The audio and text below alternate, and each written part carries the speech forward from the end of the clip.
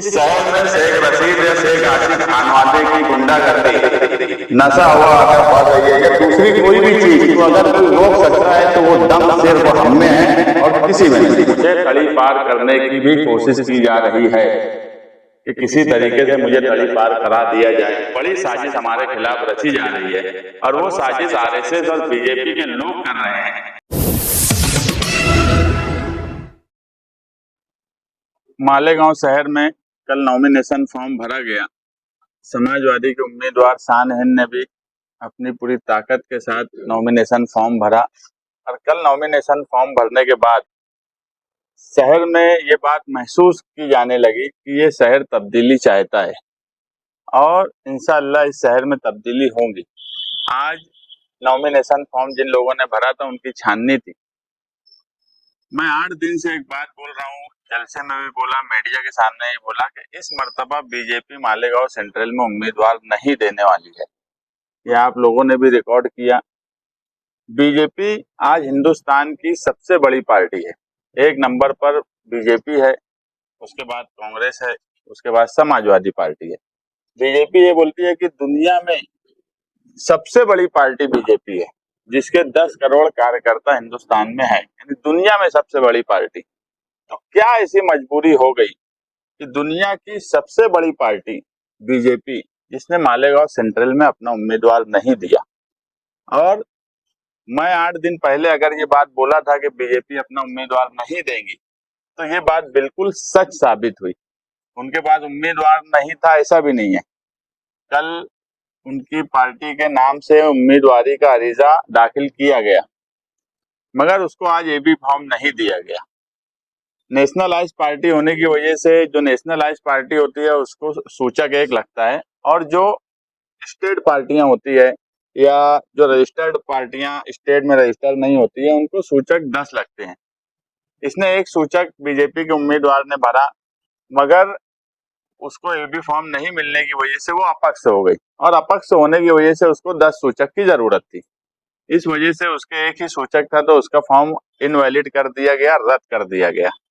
ये जानबूझ के दुनिया की सबसे बड़ी पार्टी, जिसके कार्यकर्ता की तादाद हिंदुस्तान में उनके बोलने के मुताबिक 10 करोड़ है, उन्होंने इस मर्तबा मालेगांव सेंट्रल में जानबूझ के उम्मीदवारी नहीं दी।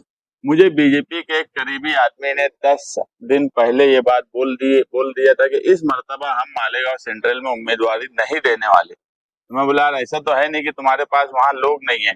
लोग हैं, कार्यकर्ता हैं, उनके मुस्लिम लोग भी यहाँ हैं। अगर मोदी कोई काम करता है तो यहाँ पे मालेगांव शहर में झंडा डंडा लेके लोग निकलते भी हैं, आप लोग शूट भी करते। नॉन मुस्लिम लोग भी हैं यहाँ पे। उनके एक रुकन है, पप्पू क्या नाम है, उनको हज कमेटी में भी लिया गया। यानी कहीं ना कहीं लोग होने के बाद भी जानबूझ के उम्मीदवारी नहीं देना। उसने मुझे 8 दिन पहले एक बीजेपी के जिम्मेदार, रियासती जिम्मेदार ने मुझसे कहा था कि इस मर्तबा हमारे पास वहां 2 उम्मीदवार हैं।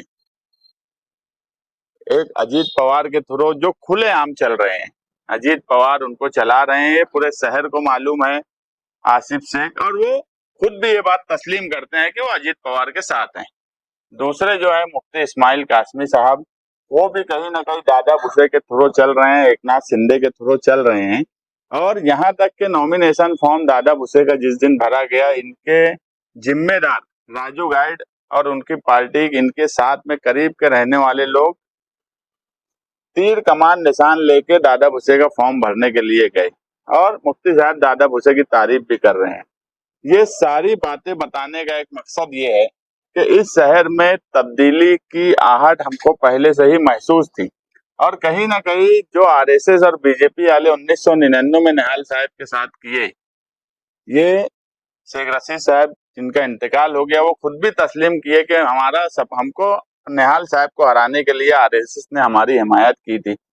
और जब ये लगने लगा कि निहाल साहब की लड़की इस मर्तबा चुनकर आने वाली है, तो आरएसएस और बीजेपी ने जानबूझ के इस शहर में उम्मीदवार नहीं दिए।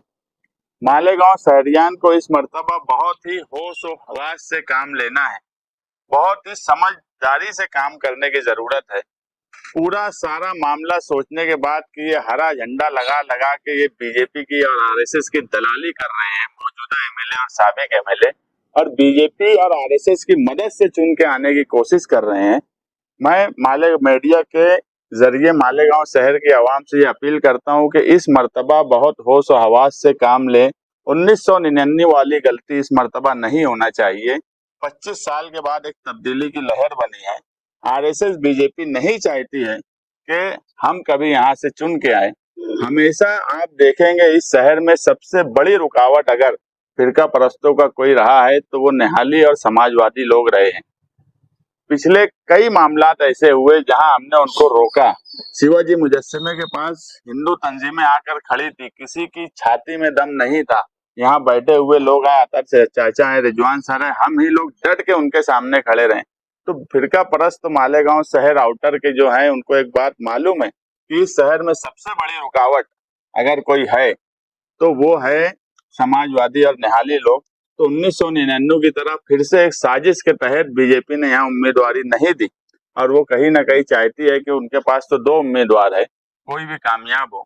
इसलिए मालेगांव शहर की आवाम को बहुत होश हवास और बहुत समझदारी से जो एक तब्दीली की लहर बनी है उसे कायम रखते हुए हम ये मानते हैं कि आरएसएस और बीजेपी हमको हराने के लिए पूरी ताकत झोंक देने वाले हैं।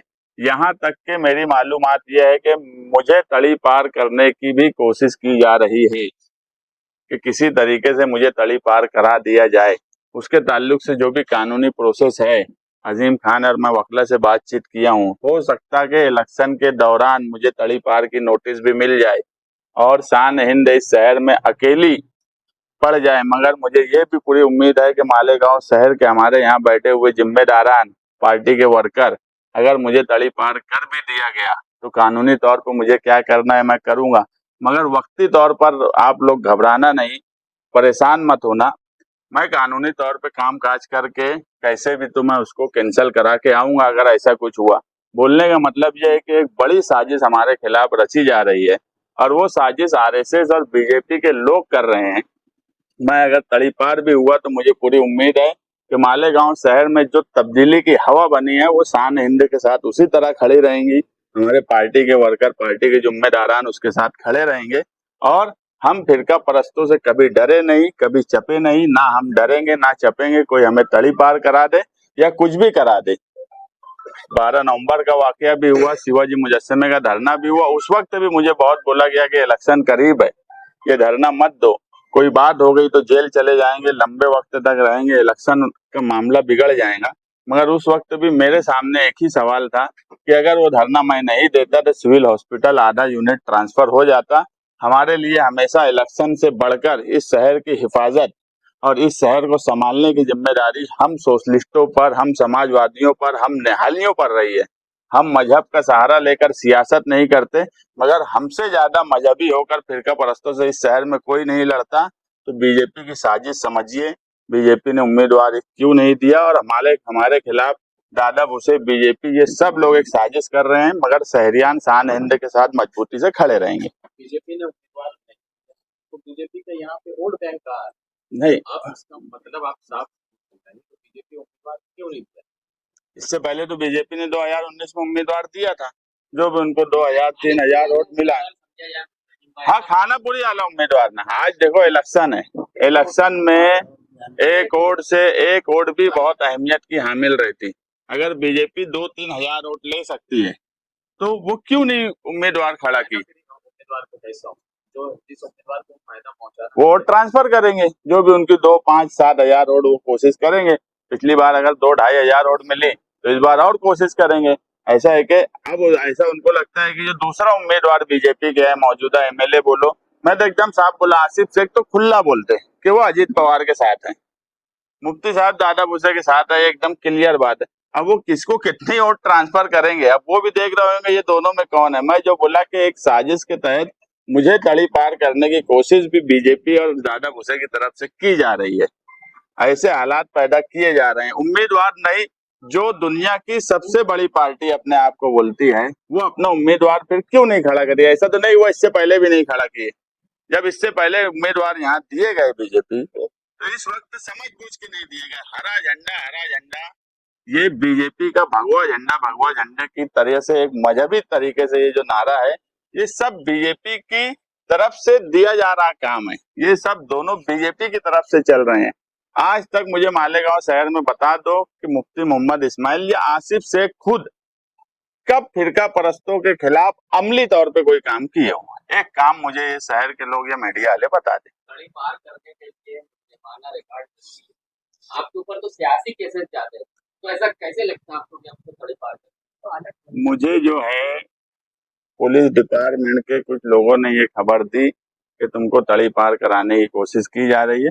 मैं तो किसी को आज तक एक तमाचा भी नहीं मारा, मगर ये मैं हमेशा बोलता हूँ कि मुझ पर शिवाजी मुजस्समा का केस मिला के 19 के बाद 20 केस हुआ। ये वाहिद मैं हूँ मालेगांव शहर में जिसके ऊपर 20 केस है, मगर सब केस जो है लोगों के कामकाज के लिए थे, शहर के हक में काम करने के लिए थे। अब उसका वो लोग फायदा उठा के कि इतने केस हैं इनके ऊपर, ये कोई बात सुनते नहीं। वो जो भी कोशिश करेंगे वो मैं कानूनी तौर पे वो भी हम निपटना जानते, मगर सिर्फ मैं प्रेस वालों को बुला के आवाम को ये बताना चाहता हूँ कि इलेक्शन के दौरान हमको घबराने के लिए, क्योंकि एक चीज कल की रैली के बाद एकदम क्लियर हो गई कि ये शहर तब्दीली की तरफ है। दोनों उम्मीदवारों की हालत बिल्कुल खराब हो चुकी है। तो अब ये नई नई चीजें लाई जा रही है। बीजेपी का उम्मीदवार नहीं देने की फिर क्या वजह है?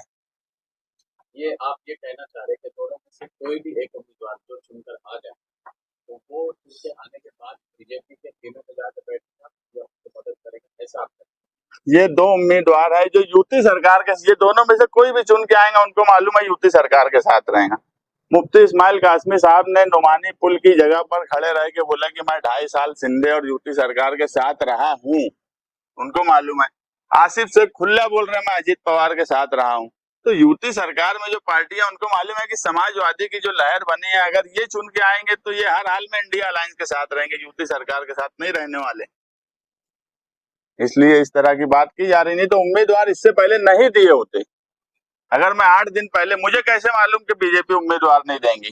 8 दिन से मैं बोल रहा हूँ, मेरे पास ये वीडियो है कि ये लोग उम्मीदवार इस मर्तबा नहीं देने वाले। मैं 8 दिन से ये बात बोल रहा, आज कंफर्म हो गया कि ये लोग नहीं देंगे। तो मुझे बीजेपी के रियासती जिम्मेदार ने बोला कि हम इस बार उम्मीदवार नहीं देंगे, हमारे पास 2 उम्मीदवार हैं, हमको कौन दोनों में से ताकत में रहेंगे उसके साथ रहेंगे। वैसे भी मायूस हो चुकी है मालेगांव से, फडणवीस खुद बोल रहे हैं कि मालेगांव में वोट दिया इसलिए हो सकता है कि वो न दिए, तो इस तरीके से आप क्यों नहीं सोचते? तो बीजेपी किसकी मदद करेंगी फिर? यहाँ बीजेपी की जो भी 2000, 3000, 5000 वोट तो है, किसी न किसी की तो मदद करेंगे ना। उम्मीदवारी करना देखो एक नेशनल पार्टी है, दुनिया की सबसे बड़ी पार्टी बोलती, उनका तो एक काम है ना कि हर जगह ऐसा। आज महाराष्ट्र में इक्तदार में, महाराष्ट्र में सबसे बड़ी पार्टी बीजेपी है, इक्तदार में है, उसके बावजूद उम्मीदवार का ना देना। आज अगर मुझे किसी को 3000 वोट मिली है, हमको एक वक्त तक 6000 वोट मिली 2014 में, मगर आज शहर तब्दील हुआ, माहौल तब्दील हुआ, आज हम जीतने की तरफ आ गए। तो कोशिश तो की जाती ना, और मुस्लिम हिस्से में भी तो उन्होंने अपना तंजीम और यूनिट खड़ा की ना, तो कोशिश तो की जा सकती। सियासी पार्टी कभी मायूस नहीं होती, कोई भी सियासी पार्टी या सियासी लीडर, मगर समझ बूझ के उम्मीदवार नहीं दिया गया। ये मायूसी की बात नहीं है, ये एक समझ बूझ के उम्मीदवार नहीं देना, ये बराबर बात है। और अगर उनको ये लगता कि समाजवादी की यहाँ ताकत नहीं बढ़ी तो वो हर हाल में उम्मीदवार देते।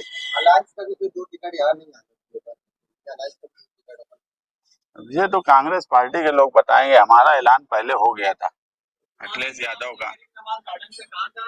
मुझ पर 19 केस है, सबसे बड़ा गुंडा मैं हूँ, इसलिए तो नहीं आपको तड़ी पार किया जाता। मैं तो बोल रहा ना 19 के अब 20 हो गए, लेकिन केसेस जो है वो मेरे कोई गुंडागर्दी या इसके नहीं, मैं सियासी बोला था कि सियासी, ये सब लोग जो है ये सब गुंडे हैं। शेख रशीद खानदान जो है, मैं हैरान रहता कि शेख आसिफ का खानदान, मुफ्ती साहब प्रेस में और इसमें जलसों में बोल रहे हैं कि वो लोग गुंडे हैं, नशा बढ़ गया, गुंडागर्दी बढ़ गया। सब बात सही है, हम तो इससे बढ़कर मानते हो हरामखोरी में इंतहा को पहुंच गए। नुमाइंदे तो मुफ्ती मोहम्मद इस्माइल है ना, वो रोक तो नहीं सके ना उनकी गुंडागर्दी, उनकी नशा और रसिया, वो नहीं रोक सके। अगर आगे भी वो आ गए तो वो उनको नहीं रोक सकते। इस शहर में शेख रशीद या शेख आसिफ खानवादे की गुंडागर्दी, नशा हुआ अगर बढ़ रही है या दूसरी कोई भी चीज को अगर कोई रोक सकता है तो वो दम सिर्फ हम में है और किसी में नहीं है।